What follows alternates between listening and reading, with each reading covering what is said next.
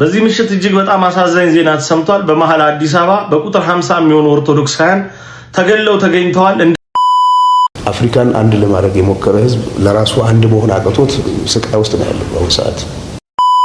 ታንና ህሊና አሁን ላይ ትዳራቸው ችግር ውስጥ ከተውታል። እኔ በራሴ ደም ተብቼ ያመጣሁት ገንዘቤ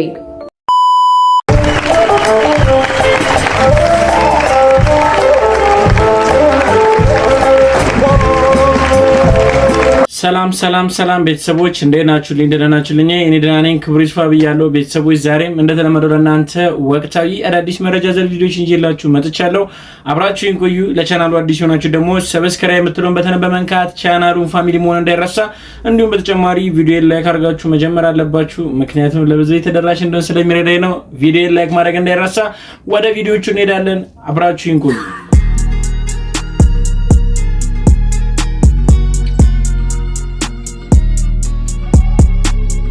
ዛሬ ሁለት ተቃራኒ ቀኖች እየተከበሩ ነው የሚገኘው። አንደኛው የነጻነት የዓለም የነጻነት ቀን፣ ሁለተኛው ደግሞ የመከራ አያልቅም ቀን እየተከበረ ነው የሚገኘውና እናንተ የትኛውን ቀን እያከበራችሁ እንደሆነ ሐሳባችሁን ኮሜንት ላይ አጋሩኝ። በዓለም የነጻነት ቀን የሚከበርበት ምክንያት በ1989 የበርሊን ግንብ የፈረሰበት ቀን ነው።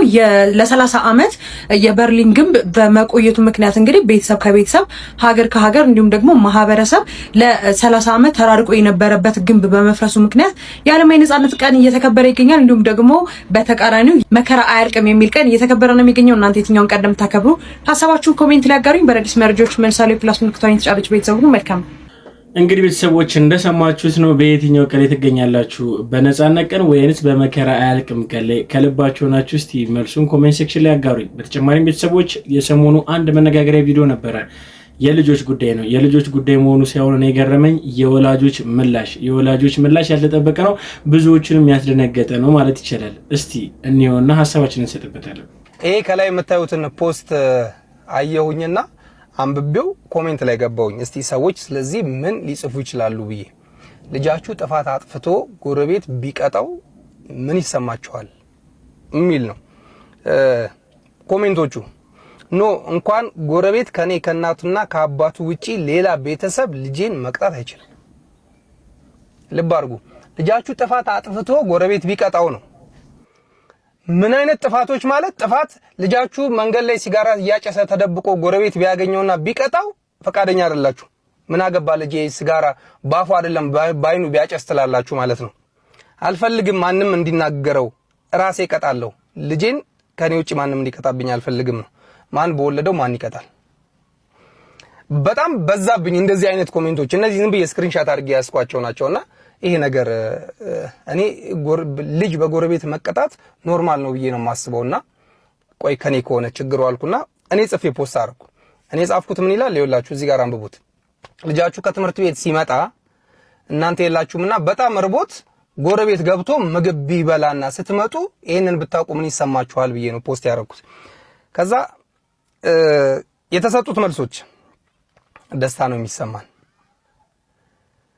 ደስታ ያልቀረ የኢትዮጵያዊነት ደስታ፣ ሰው ለሰው እንደሚያስፈልግ፣ ለሰው ጥሩ መሆንን፣ ስለ መልካም ጎረቤት እግዚአብሔርን ይመስገን፣ እግዚአብሔርን አመሰግናለሁ ጥሩ ጎረቤት ስለሰጠኝ። ትልቅ ደስታ ነው። የድሮዋ ኢትዮጵያ ተመለሰች። አሁን እንደዚህ ልጃችን ጎረቤት ገብቶ ምግብ ሲበላ በጣም ነው ደስ የሚለን የሚሉ ሰዎች ልጃችሁን ቢቀጣው ጎረቤት ቢቀጣላችሁ ትቀር ይላችኋል ወይ ብትባሉ ላይሉ ይችላሉ ብዬ አስባለሁ። ጎረቤት ኖርማል ነው ብለው በጎረቤት መቀጣት ኖርማል ነው ብለው ያስባሉ ብዬ ነው የማስበው።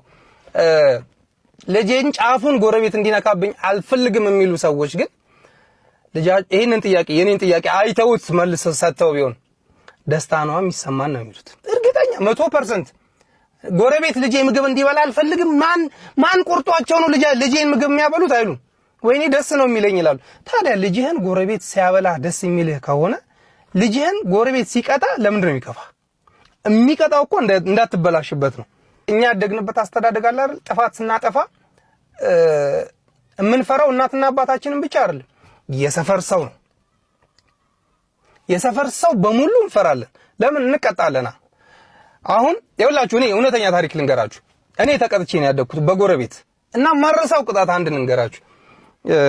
ሰፈር ላይ ኳስ እንጫወት የለ እዛ ሰፈር ውስጥ ዝም ብለን ተዋድነን እና የሆነ ቀን ላይ ቅዳሜ ወይ እሑድ ነው አላቅም ኳስ እየተጫወትን ኳሳችን ጎረቤት ትገባለች። ስናንኳካ የሚከፍታጣን በኋላ አንደኛው ልጅ ያለው አይመስለኝም። ቀን እኮ ሲሄዱ አይቻቸዋለሁ ተሰብስበዋል። አረ ግቢ ውስጥ አጥር ተንጠላጥለን ብንጣራ ሊሰሙን ነው። በኋላ እኔ ዘልዬ ገባው ኳሱን አወጣው ወረወርኩላቸው። ልክ ለወጣ ካጥር ስዘል ጎረቤት የእውነት የተገረፍኩት ግርፋት እስካሁን አለ አረሳውም። እና ምን ጠቀመህ ካላችሁ ግርፋቱን ተውትና እኔ ሚስት ሳገባ ሽምግልና የላኩት እኚህ ያኔ የቀጣኝን ሰው የገረፈኝን ሰው ነው ሽምግልና የላኩት። እግዚአብሔርን የእውነቴን ነው። በጣም ከመወዳቸው ሰዎች መካከል አንዱ እሱ ነው። እናንተ ልጄን ማን ስለሆነ ይቀጣብኛል ያላችሁት ሰውዬ አለ አይደል? የኔ ሮል ሞዴል እኮ እሱ ነው። ማን ስለሆነ ብላችሁ ያጣጣላችሁት ሰውዬ የኔ ሮል ሞዴል ነው። የኔ ሽማግሌ ነው። አይገርም? ከዛ እኔ ሰው አጥር ግቢ አልገባም። ስታስቡት ሰው ቤት ውስጥ እቃ ልስረቅ ይሁን ኳስ ገብቶብን ነው እና አጠብቁም። ልክ ከሆነ በቃ ጥፋት ነው አይደል? ጥፋት አጠፋው ተቀጣው።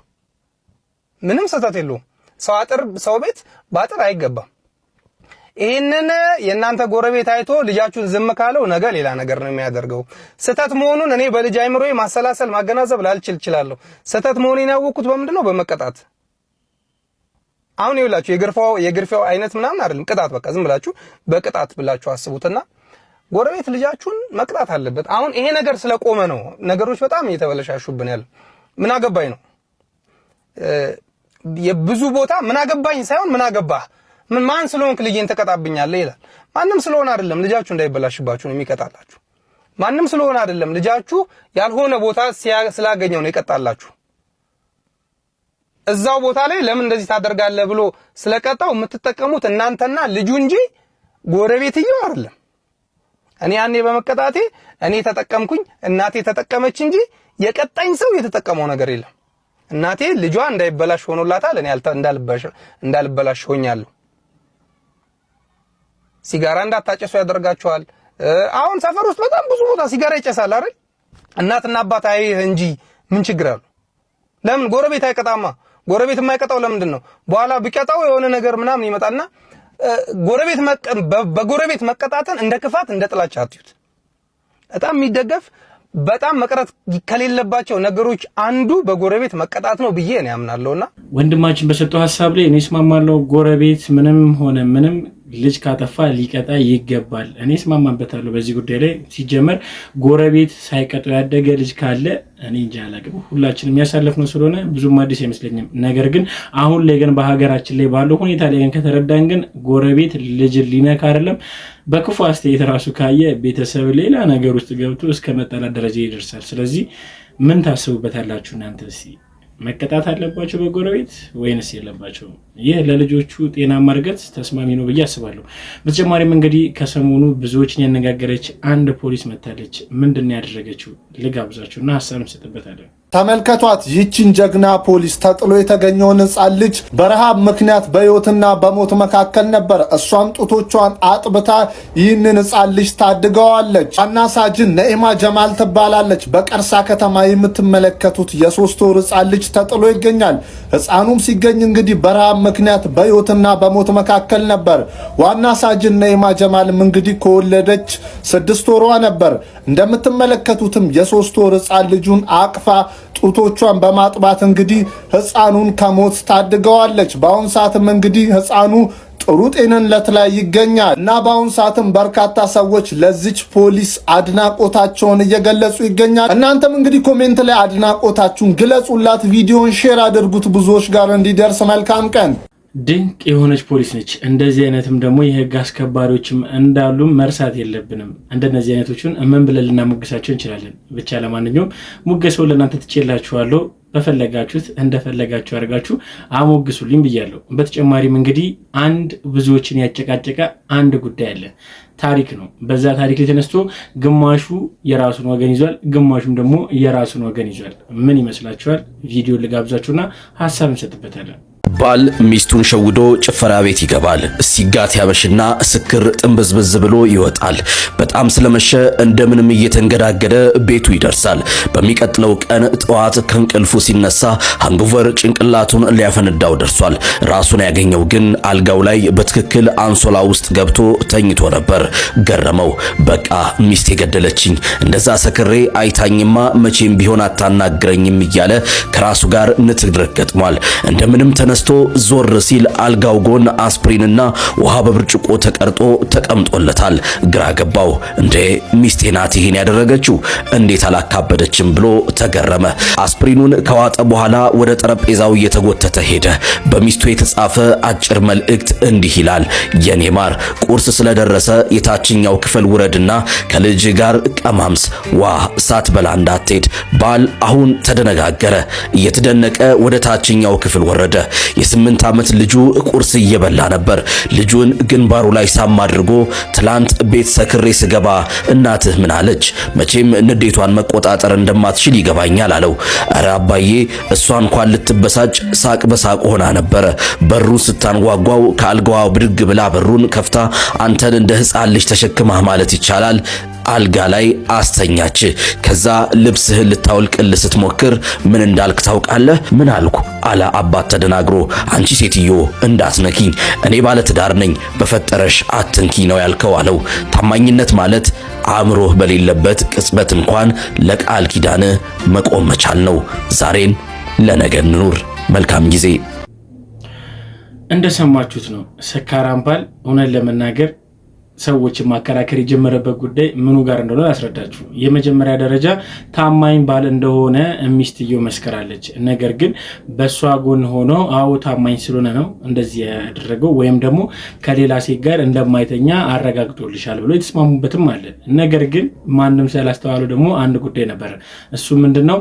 ቤቱን አስተውሎ የመጣ ባል እንዴት ሚስቱን ይረሳታል? ወይ ደግሞ ለሷ ምንም አይነት ስሜት የለውም ይሆናል እንጂ ቤትን የሚያክል ነገር አስተውሎ መጥቶ ቤቱ ድረስ ገብቶ እንዴት ሚስቱን ይረሳታል? ወይም ደግሞ ሚስቱን መሆኗን መለየት እንዴት ይከብደዋል?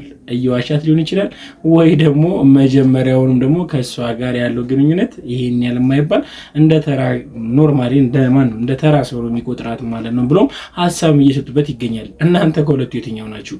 ባል እያጭበረበረ ነው ወይንስ ደግሞ እውነተኛ ፍቅሩን በስካር ውስጥ እየገለጸላት ይሆን? እኔ ስላልገባኝ ወደ እናንተ መጥተውላችሁ ሐሳባችሁን በነፃነት ግለጹልኝ። በተጨማሪም እንግዲህ ሌላኛው የሰሞኑ መነጋገሪያ አንድ ጉዳይ ነው። እሱም የአርቲስቶቹ ትዳር ነው። የአርቲስት ናታይ ጌታቸውና እንዲሁም ደግሞ የአርቲስት ህሊና ደረጀ ጉዳይ ነው። የነዚህ ጥንዶች ትዳር እንግዲህ ሁላችንም እናውቀዋለን። ከቅርብ ጊዜያቶች በፊት ትዳራቸውን መስርተው ደስ በሚል ሁኔታ ብዙ ሰው እንግዲህ ደስታውን ሲገልጽላቸው ነበረ። ነገር ግን አሁን ላይ ብዙዎች እየተጨቃጨቁበት ይገኛሉ። እንዲሁም ደግሞ ትዳራቸውንም እየሻከረ በሚመስል ሁኔታ አንዳንድ ቪዲዮዎች እየወጡ ይገኛሉ። እስቲ ልጋብዛችሁና ሐሳባችንን እንሰጥበታለን። ናታንና ህሊና አሁን ላይ ትዳራቸው ችግር ውስጥ ከተውታል። እኔ በራሴ ደም ተብቼ ያመጣሁትን ገንዘቤ ህሊና ከሰሞኑ ጫን ብላ በውስጧ የያዘቻቸውን ነገሮች ፍርጥርጥ አድርጋ ተናግራለች። ጉዳዩ ስሜታዊም ጭምር አድርጓት ነበር የተናገረችው። እኔ ማንንም ገንዘብ አልወሰድኩም፣ ገንዘባቸውን መውሰድ ቀርቶ በትራንስፖርት እንዳይንቀሳቀሱ ማድረግ የሚገባኝን ሁሉ አድርጌያለሁ፣ መስጠት ከሚገባኝ በላይ ሰጥቻለሁ። ነገር ግን የእነሱን ሱስ እድሜ ልኬን ስሸፍን አልኖርም፣ የእነሱን ሱስም አላስታምምም በማለት ተናግራለች። በቀጥታ ጉዳዩ በጥቁር አደይ ፊልም የተሳተፉትን የሚመለከት ጉዳይ ቢሆንም እዚህ ላይ ትኩረት አድርጋ ስታወራ የነበረችው ስለ ኤደን አይሸሹም በመሆኑ ጉዳዩ ኤደን አይሸሹምን ይመለከታል። ከስራዎቿ ባሻገር መረጋጋቷ የበለጠ የተወደደላት፣ አንድ ቃለ መጠየቋን ብቻ በመመልከት ሺህ አፍቃሪ የተሰለፈላት፣ ማግባትም አንቺን ነው እየተባለ የተዘመረላት ኤደን አይሸሹም በሱስ ውስጥ ያለች ሴት መሆኗን ህሊና ተናግራለች። በምን አይነት ሱስ እንደሆነች ባትናገረው በደፈነው የእነሱን ሱስ ሳስታምም አልኖርም ብላለች። ገንዘቤን ተበልቻለሁ፣ ገንዘቤን አልሰጠችኝም ያለችው ኤደን ገንዘቧን እንደተቀበለችና ለሱስ እንዳዋለችው ተናግራለች። የኪነ ጥበብ ሰውና ሱስ የአንድ ሳንቲም ሁለት ገጽታ ናቸው እየተባለ የሚነገርላቸው የኪነ ጥበብ ሰዎች አሁንን በሱስ የሚሰቃዩት በርካቶች ናቸው። በጥቁር አደይ ፊልም ውስጥ ነብዩ እንድሪስ፣ ካሳሁን ፍስሐ ማንዴላ እንዲሁም ብዙ አድናቆትን የተቸረው ናታን ጌታቸውን ጨምሮ በርካቶች ተሳትፎበታል። እነዚህ ሁሉ በሱስ ውስጥ ያሉ መሆናቸውን በድፍረት ተናግራለች። እዛ ገጠር ውስጥ የተሰቃየሁትን ስቃይ ያውቃለሁ በማለት በአንድ መጠቅለያ ላይ አስቀምጣቸዋለች። የድርጊቷም ተዋናያኖችን አስቆጥቷል። እንዴትስ በድፍረት በመውጣት ሱሳምናቸው ትለናለች፣ በገንዘብ ስማችን ታብጠለጥለዋለች እየተባለች ሲሆን ተዋናያኖቹ ቅርበታቸው ለናታን ነውና ንግግራቸውን ለናታን አድርገዋል።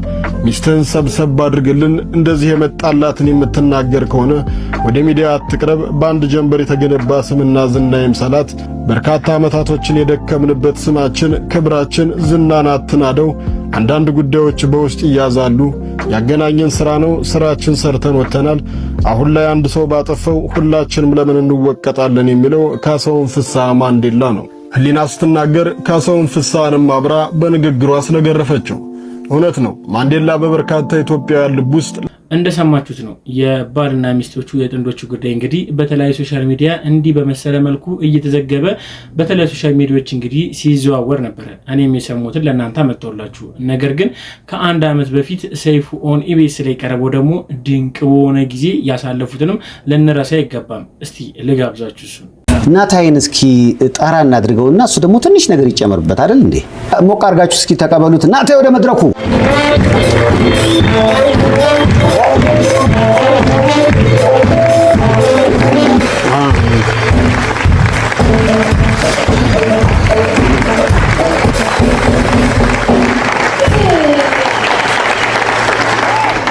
ስሰማ በዚህ ፊልም ይሁን አይሁን አላቅም ለምንድን ነው የተሽኝ?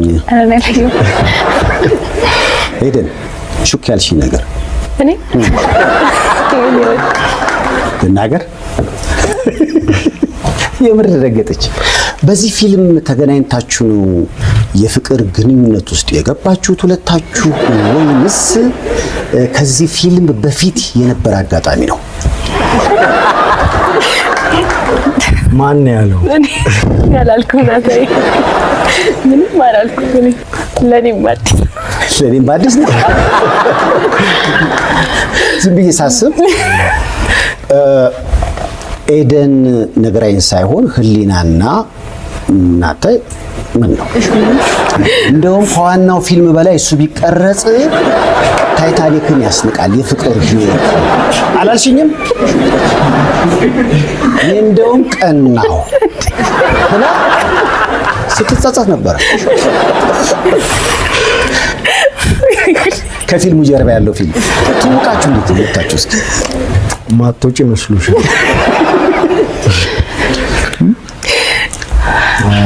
ትውቃችን በፊልም አይደለም። ፊልሙን እንደምንሰራ ከተዋወቅን በኋላ ነው የምታውቀው። የተዋወቅነው ቤተክርስቲያን ውስጥ ነው። ግሸን ቤተክርስቲያን ውስጥ ነው የተዋወቅነው። እንዴት ነው ግን አሁን ግለጪው ስትባይ በሲኒማ ነበር የምታውቀው አይደል? እናቴ እንደ አፍቃሪ ደግሞ ምን አይነት ሰው ነው? እኛም ማናውቀው ነገር አለ።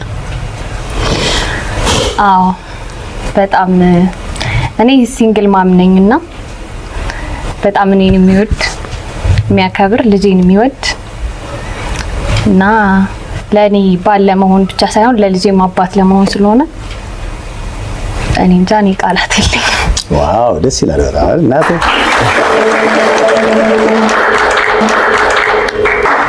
የልጅነት ፎቶ አለ የሷ ሰርፕራይዝ ላረጋት ነው እንዴ? ሰርፕራይዝ ላረግሽ ነው። በጣም የልጅነት ፎቶዋ ነው ማየት ፈልጋላችሁ? ግን ያደለው ማለት እስኪ አይንሽን ጨፍኝ ሰርፕራይዝ ስላለኝ ማለት ነው። እስኪ አይንሽን ጨፍኝና እንዴ እሺ የሄደንን ያንቺን አወጣዋለሁ። እሺ ሬዲ ነሽ? ማየት የለም እሺ መጨፈን እንደ ጨፈንሽ ነው። ፕሮዲዩሰሮች የፎቶውን እስኪ እሺ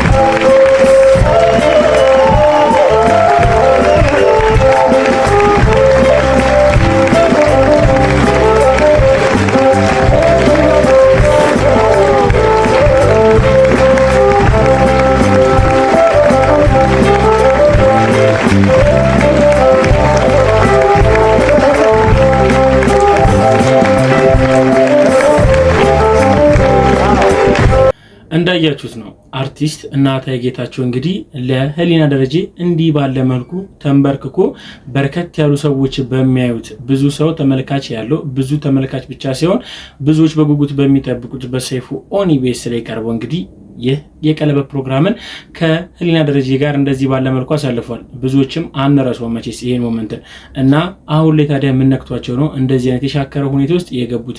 የብዙዎች ጥያቄ ነው። በርከት ያሉ ሰዎች በገንዘብም ትዳራቸው እየተናጋ እንደሆነ ነው የተናገሩት። ገንዘብ ምን ያህል ኃይል እንዳለው ሁላችንም እናውቃለን።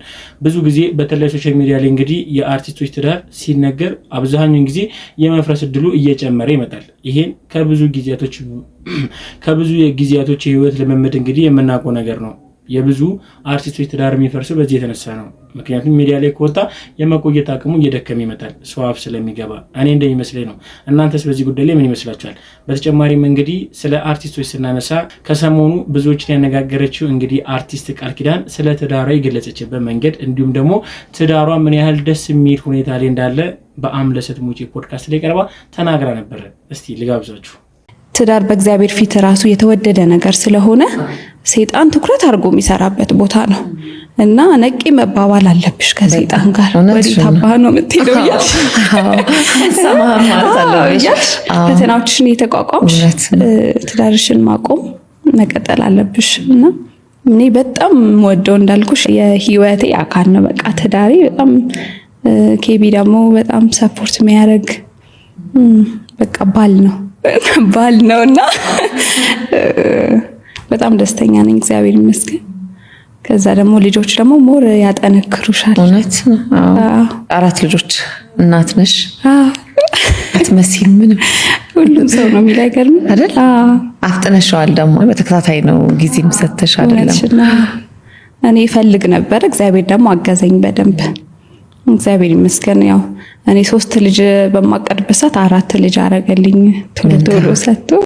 እንደሰማችሁት ነው ቃል ኪዳን የተናገረችው ንግግር ምን ያህል ደስ የሚል ሁኔታ ላይ እንዳለች ከሁኔታው መረዳት እንችላለን። እዚህ ጋር አንድ ነገር ልበላችሁ፣ ትዳሯን ያዝልቅላት ብዬ መመረቅ እፈልጋለሁ። እናንተስ ሐሳባችሁን ግለጹበት። በዚህ ምሽት እጅግ በጣም አሳዛኝ ዜና ተሰምቷል። በመሃል አዲስ አበባ በቁጥር 50 የሚሆኑ ኦርቶዶክሳውያን ተገለው ተገኝተዋል። እንደዚሁም በቁጥር 115 የሚሆኑ በሌሎች ክልል ከተሞች አካባቢ ማለት ነው እንደዛው ባለማህተቦች ታርደዋል፣ ተጨፍጭፈዋል ብዬ ዜና ብናገር ምን ያህሎቻችሁ ይሄንን ዜና ተከትላችሁ በጣም ታዝናላችሁ?